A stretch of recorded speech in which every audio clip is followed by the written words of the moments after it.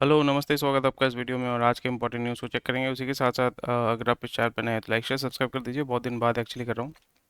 और वेबसाइट का जो हमारा थोड़ा सा काम चल रहा है तो अपडेट नहीं कर पा रहा हूँ, दुर्गा पूजा का भी छुट्टी था। एनीवे चलिए शुरू करते हैं आज के इंपॉर्टेंट न्यूज़ को। मार्केट तो अभी ओपन अप हो चुका है, so market has been doing relatively quite well. अगर हम एक महीने का चार्ट देखते हैं, सो एक महीने में आपका 1% ऊपर आया है। और अगर हम एक दिन का भी देखते हैं, अभी तो मार्केट जस्ट शुरू ही हुआ है, 0.3% ऊपर आया है। बट ओवरऑल अगर हम देखें, so market has been reacting quite positively in a way.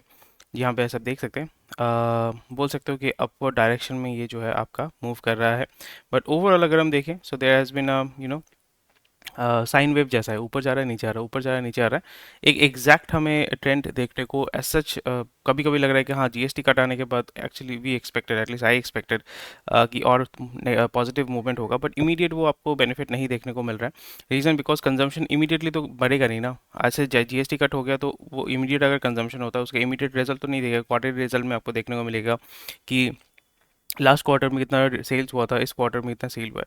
So more less it has been kind of a mixed bag, जो हमें कुछ दिन बाद देखने को मिलेगा। बट अगेन मार्केट में बहुत सारी चीज़ें चल रही हैं and it's quite interesting.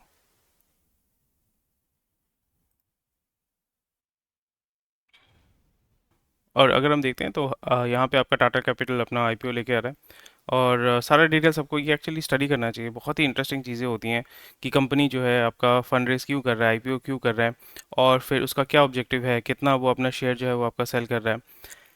And उसके बिजनेस के प्रोज एंड कॉन्स क्या क्या क्या है, अगर यहाँ पे आप चेक करते हैं। सो मैं आपको फिर से थोड़ा सा दिखा देता हूँ, थोड़ा जूम आउट कर लेता हूँ। एंड इसका मेन बिजनेस क्या है, किस क्या सेल करता है, रिस्क टू इन्वेस्टर्स, ये आपको स्टडी करना चाहिए। इसमें बहुत कुछ सीखने को मिलता है कि बिजनेस को क्या क्या रिस्क है।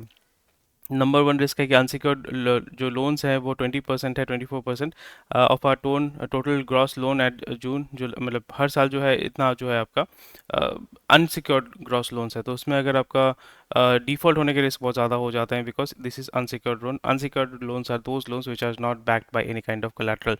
Either it has to be backed by the government through Mudra loans and everything. वहाँ पे बैंक जो है वो गारंटर होता है। And unsecured loan, for example आपने कोई मोबाइल परचेज किया, आप तो कुछ कोलैटरल दे नहीं रहे हो, आप क्रेडिट कार्ड के माध्यम से, क्रेडिट कार्ड का जो आपका लिमिट है उसको आप बोल सकते हैं कि हेज करके आप मोबाइल जो है परचेज करते हैं। इसलिए आपका जब भी कोई मोबाइल फ़ोन परचेज कर रहे हो या लैपटॉप परचेज कर रहे हो यूजिंग क्रेडिट कार्ड का लिमिट, वो क्रेडिट कार्ड का लिमिट आपका ब्लॉक हो जाता है। That is how it works एक सिंपल हिसाब से। Risk of change in loan mix, our loan mix represents the proportion of our total gross loans across lending verticals comprising of retail finance, SME finance, corporate finance. Changes in our loan mix may adversely affect our financial metrics. So ये भी एक change है कि यहाँ पे primarily किसको वो loan देते हैं, रिटेल में, यानी नॉर्मल बंदे को लोन देते हैं। एसएमई मतलब स्मॉल मीडियम एंटरप्राइज को फाइनेंस करते हैं, जैसे इक्विपमेंट फाइनेंस हो गया, या फॉर एग्जांपल बिजनेस लोन हो गया। कॉर्पोरेट लोन मतलब जो कॉर्पोरेट कंपनीज को, सिंपल भाषा में कॉर्पोरेट कंपनीज को लोन दिया जाता है based on their financial history, based on the requirement. Corporate का जो लोन होता है वो हर एक का रिस्क प्रोफाइल क्योंकि अलग होता है। जैसे एसएमई का रिस्क प्रोफाइल ज़्यादा होगा तो फिर वहाँ पे इंटरेस्ट रेट ज़्यादा होंगे। कॉर्पोरेट का रिस्क प्रोफाइल उतना अच्छा ख़राब नहीं होगा when they look at their financial report और past performance and industry rating and ranking. And retail वाला बंदा जो है उसको जो है अलग तरीके से आपका ट्रीट किया जाता है, depending on your CIBIL score and your credit history. So अपना क्रेडिट हिस्ट्री को सही तरीके से मेंटेन करना बहुत ही ज़्यादा इंपॉर्टेंट है। सो ये आपको स्टडी करना चाहिए। आईपीओ का जो भी आपका इस तरीके का जो ऐड आता है उसमें बहुत कुछ, मेरे को तो बहुत कुछ सीखने को मिलता है। स्पेशली जो इंडस्ट्री है उसके बारे में आपको बहुत कुछ ज़्यादा सीखने को मिलेगा। So this is how it works and I would recommend that आप इसको जाके थोड़ा सा स्टडी कीजिए। हमारे वेबसाइट में तो हम लोग न्यूज़ करते हैं, बट वो 8 तारीख से आपका शुरू होगा, 8 या 9 तारीख से शुरू होगा। बट फॉर द टाइमिंग मैं आपका यहीं से, मतलब इस तरीके से जब मैंने शुरू किया था, मैं इस तरीके से मैंने शुरू किया था, जहाँ पे इस तरीके से मैं वीडियो रिकॉर्डिंग करता था। एंड वही जो है मैं आपका कंटिन्यू करूँगा एंड होपफुली सारा चीज़ जो है वो आपका सही रहेगा। ठीक है, चलो मूव करते हैं। चलिए देख लेते हैं क्या क्या हेडलाइंस हैं आज, और उसको हम जो है कवर करेंगे। सो पहला हेडलाइन हमारे पास है कि Vedanta plans to invest 13,000 crore to ramp up aluminium capacity. So already आपको पता है Vedanta is a company which I really admire and I really look up to, but the way that the जो मैनेजमेंट, जो प्रमोटर है, वो जिस तरीके से उसको हेज करते हैं, बॉन्ड पे बॉन्ड लेते हैं, फिर उसको डिफ़ॉल्ट करते हैं, या उसको डिफ़ॉल्ट नहीं करूँगा, डिफ़ॉल्ट नहीं बोलूँगा, बट वो उसको एक्सटेंड करते रहते हैं। एंड यहाँ पे आपका रिस्क बहुत ज़्यादा है, कंपनी का रिस्क बहुत ज़्यादा है। हिंडाल्को उसको परचेज़ कर लिया था हिंदुस्तान जिंक जो है, and from the government, and उसको वो सेल करना चाहते हैं, हेज करना चाहते हैं। So it's a very interesting story जो वो सागा मेरे को देखने को मिलता है। एनीवे, सो यहाँ पे वेदांता का एक बहुत अच्छा टूटीकोरिन में आपका कॉपर का प्लांट था, उसको चोल से चोल वे टाइप का जो है प्रोटेस्ट करके बंद करवा दिया गया था। फिर it was one of the largest copper, आप बोल सकते हो स्मेल्टर इन इंडिया, और वो आपका कॉपर का बहुत एक अच्छा डिस्ट्रीब्यूशन करते थे, मतलब एक इंडिया में जो कॉपर का रिक्वायरमेंट होता है, उसके बाद कॉपर हमें इंपोर्ट करना पड़ा। जब भी आप इंपोर्ट करते हैं तो फिर आप डॉलर के चक्कर में पड़ जाते हैं, because then you have to deal in dollar, because जो इंटरनेशनल ट्रेड होता है typically, unless you are doing at local level, जैसे रुपी टू रुपी या रुपी टू लोकल करेंसी, तो फिर वहाँ पे आपको डॉलर ही जो होता है वो ग्लोबल स्टैंडर्ड करेंसी है। जैसे आप ऑयल परचेज करते हैं, वो किस बेसिस पे आपका डिसाइड होता है कि किस करेंसी में आप परचेज करोगे, वो डॉलर में परचेज करोगे। डॉलर का वैल्यू कौन कंट्रोल करता है डायरेक्टली इनडायरेक्टली, वो आपका अमेरिका कंट्रोल करता है, because that is US dollar. It can be and it is manipulated by the Treasury Department and the US government, इस तरीके से होता है। So that is quite interesting. So यहाँ पे क्या देखने को मिलेगा, Anil Agarwal plans to pump up 13,000 crore to ramp up its aluminum capacity to 3.1 million tons MTPA जिसको बोलते हैं, एंड करंट कैपेसिटी जो है आपका 2.4, सो कंसिडरेबल चेंज आप बोल सकते हो, नियर अबाउट 20%, 20% भी नहीं बोलो, मोर देन 20 to 30% आपका जो है वो ग्रोथ करना चाहते हैं। That is very interesting. उसके लिए आपको इतना इन्वेस्ट करना पड़ेगा। And aluminium is the world second largest consume metal after steel for obvious reasons becoming increasing, क्योंकि यहाँ पे अगर आपको मेक इन इंडिया करना है तो आपको रॉ मटेरियल, इन सारी चीज़ों का मैन्युफैक्चरिंग, स्पेशली अगर आपको लॉन्ग टर्म में, हमने क्या देखा है, हम लोग इंडिया में आईटी का सर्विसेज प्रोवाइड करते हैं, ठीक है। लास्ट 20-30 ईयर्स में अगर हम देखें, सो चाइना ने मैन्युफैक्चरिंग कैपेसिटी अपना बिल्डअप किया है, और इंडिया ने आपका जो सॉफ्टवेयर है आईटी सर्विसेज का जो इंफ्रास्ट्रक्चर है उसको रैंप अप किया है। सो अभी आप देखो कि कोई भी कंट्री, मतलब अगर हम in terms of growth, in terms of GDP growth, whatever that we can see, उसमें कौन आगे है? Definitely China is much much ahead, because उसके पास मैन्युफैक्चरिंग कैपेसिटी है। मैन्युफैक्चरिंग कैपेसिटी में for example grade 1, grade 2, grade 3 इस type होते हैं ना, कि चाइना का माल जब हम इंडिया में पहले परचेज करते थे, अभी तो बहुत अच्छा क्वालिटी का माल आता है, पर पहले तो बहुत डिफेक्टिव घटिया माल आता था। तो हम, एक कहावत है ना, चले तो चांद तक या रात तक, वैसे ही आपका सिचुएशन होता है। चाइनीज़ माल है तो हमेशा हम ये सोचते थे कि सस्ता माल है, बट वो सस्ता माल नहीं है, वो अच्छा माल को यूएस में, यूरोप में भेजते थे, जो सेकंड हैंड, या सेकंड हैंड नहीं, वो सेकंड ग्रेड माल जो है वो इंडिया में इंपोर्टर लेके आते थे, बिकॉज वो सस्ते में मिलता था, फिर वो बेचते थे।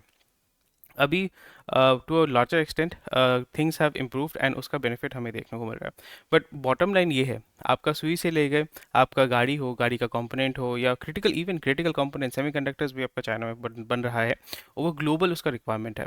सर्विसेज जो आप प्रोवाइड कर रहे हैं, आप किन किन सारे कंट्रीज़ को सप्लाई कर रहे हैं जहाँ पे डॉलर है, या यहाँ जहाँ पे रुपी के कंपैरेटिवली उनका करेंसी हमारा स्ट्रांग है, उनका करेंसी स्ट्रांग है, जैसे यूएस डॉलर हो गया, ब्रिटिश पाउंड हो गया, यूरो हो गया, ऑस्ट्रेलियन डॉलर्स हो गया, कनाडा हो गया। तो आपका मतलब सिंपल भाषा में आप गोरों को जो है सर्विस दे रहे हो।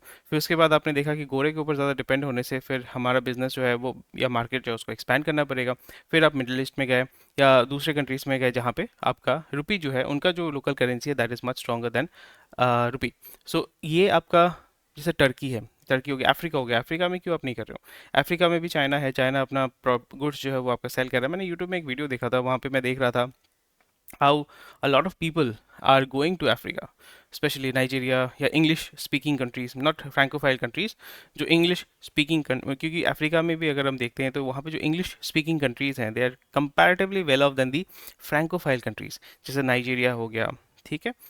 फिर आपका साउथ अफ्रीका हो गया, these are typically well off, Kenya हो गया, these are typically well off countries. और उसी जगह पे आप अगर फ्रैंकोफाइल कंट्रीज देखते हो, माली, ठीक है, सोमालिया, ये सारे कंट्रीज उतना ज़्यादा प्रॉस्पर आपका नहीं है।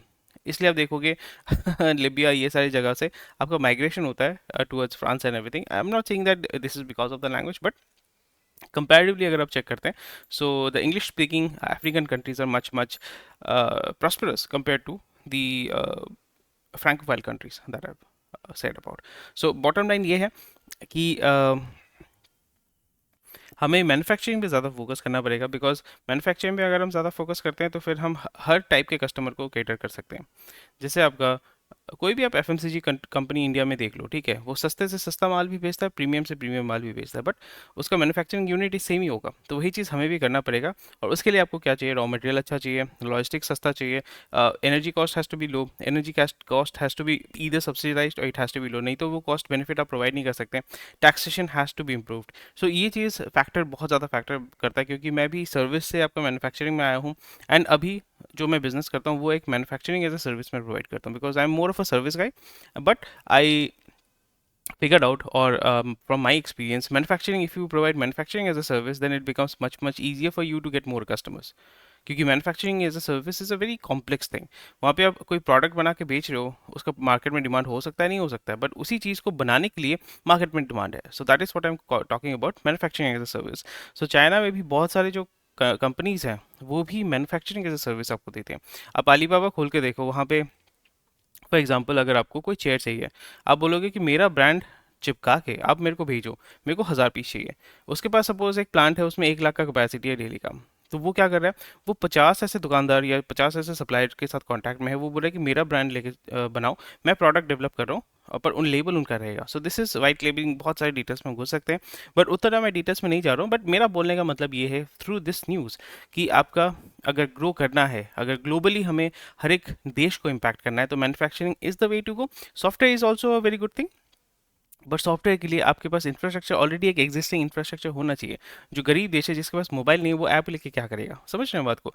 बट वो गरीब देश में आपको उसको रोटी कपड़ा मकान चाहिए, रोटी के लिए आपका चावल चाहिए, गेहूं चाहिए, उसको पीसने के लिए आपका एक बोल सकते हो कि चक्की चाहिए, आटा चक्की चाहिए, घर बनाने के लिए उसको सीमेंट सरिया ये सारी चीज़ें चाहिए। तो वो manufacturing is the base line, उसके बाद जाके वो उसको सर्विस को वो कंज्यूम करेगा।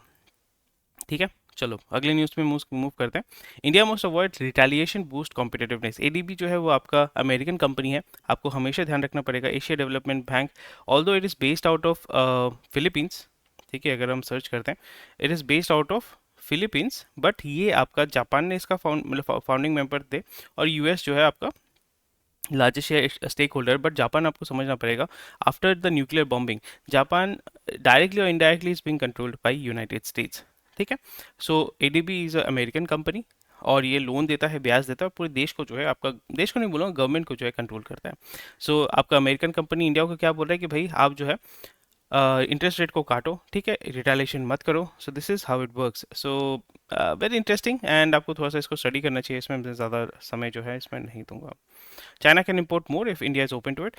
China can import more from India if New Delhi is open to Beijing. And यहाँ पे वही होगा, रॉ मटेरियल उनको चाहिए, सस्ते में चाहिए, और मार्केट से वो लोग उठाएंगे।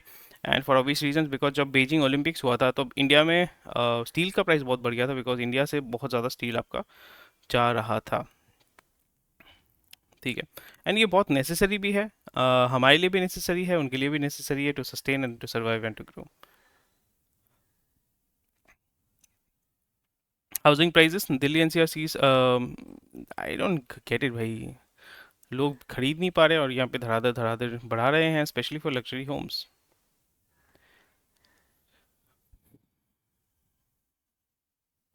अच्छा, इंटरेस्टिंग है, although I don't understand real estate as such, but it is quite interesting though. Household debt जो है वो आपका बड़ा है, which is interesting। इंडिया में भी आस्ते आस्ते वो बढ़ रहा है,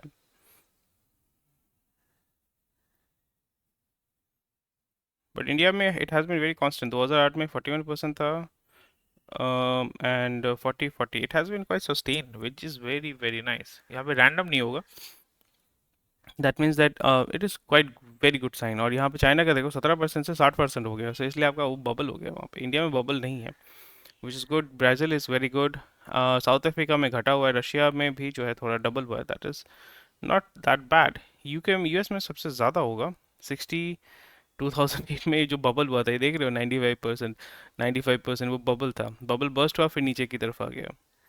And France has been relatively good. Australia has increased a lot. So Australia may be bubble है, so that has to be seen. Canada maybe 100%, बाप रे बाप. So which is very interesting, which is very interesting.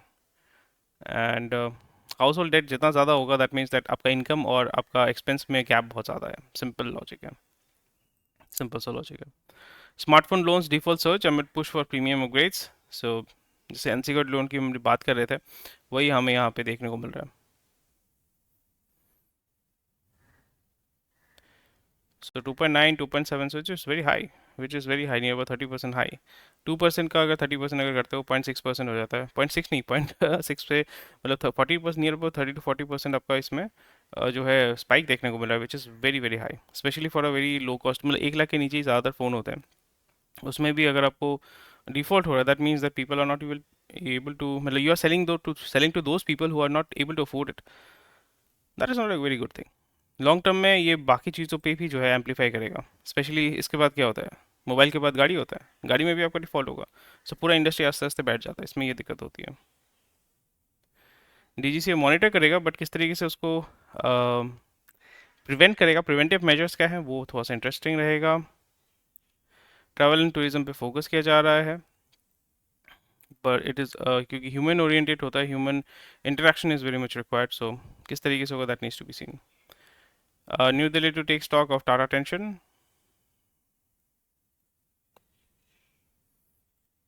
अब यहाँ पे आप देख सकते हैं, पहले सॉल्ट टू सॉफ्टवेयर था, अभी सॉल्ट to software semiconductor, which is good.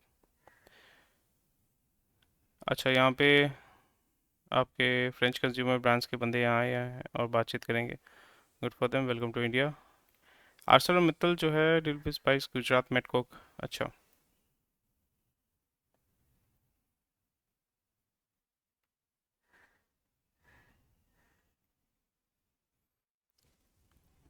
Dubai based energy, सो सब दुबई में ही जा रहे हैं, विच इज़ नाइस। चलो, आज का लास्ट न्यूज़ है, धन जो है यूनिकॉर्न बन चुका है, $120 मिलियन का उन्होंने फंड रेज किया है, which is great. And Japanese लोगों ने भी इसमें पैसा डाला हुआ है। ओके, ठीक है, good for them, great stuff. तो यही था आज का न्यूज़, इंपॉर्टेंट न्यूज़ तो जो था मैंने कवर कर दिया। अगर आपको कोई भी क्वेश्चन क्वेरी कमेंट सेक्शन में बता सकते हैं, and we look forward to work with, क्या बोल रहा हूँ मैं, मतलब वो कस्टमर से सर्विस में जा जाके वही होता है ना, कस्टमर के साथ डील डील के बाद बाद में लास्ट में होता है, thank you for working with us, it was nice to working with you. Anyway, thank you for watching this video. कोई भी क्वेश्चन कोई कमेंट सेक्शन में बता सकते हैं, एंड रेगुलर वीडियो बनाएंगे, एंड वही होता है, वो बार बार बोलता है तो, बट स्टिल आई ट्राई, देखते हैं। ठीक है, आज का वीडियो मेरे को तो बहुत मज़ा आया, बहुत मज़ा आता है मेरे को वीडियो बनाने में, एंड होपफुली कंटिन्यू करेंगे। Thank you for watching this video, and I see you tomorrow.